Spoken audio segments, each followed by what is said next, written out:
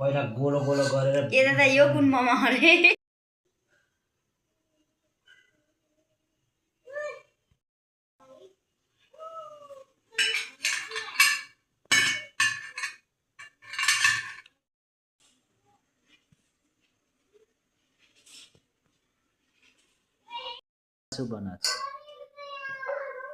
hello बुढी के बन्दैछ आज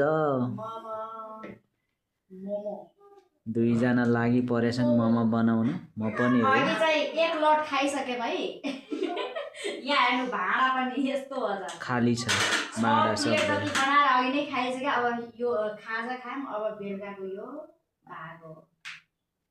आज हाम्रो घरमा चाहिँ भातको साटो मोमो खाम भनेर बजारको मोमो कति खाने मिठो पनि हुँदैन खाजा पनि मोमो नै खायम मोमो भन्छ कि मोमो भन्छ घरि घरि मोमो भन्छ मोमो अलि त्यो मोटो भएको छ त्यो अलिकता पातलो रोटी मोटो भयो त्यो अलि पातलो बनाउनु मिठो हुन्न त्यसरी मोमो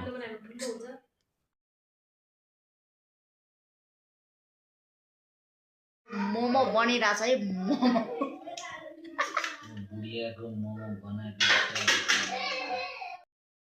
मोमो बनाउने मान्छेको आवश्यकता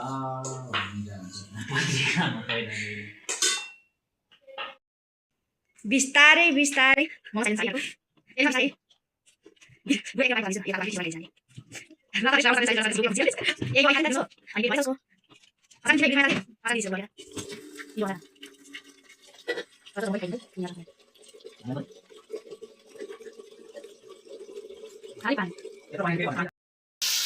यो कुन मोमो हो भाइ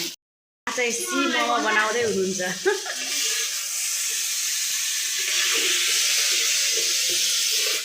ल गाइस पेटभरि खानुस् यता हेर्नु ओके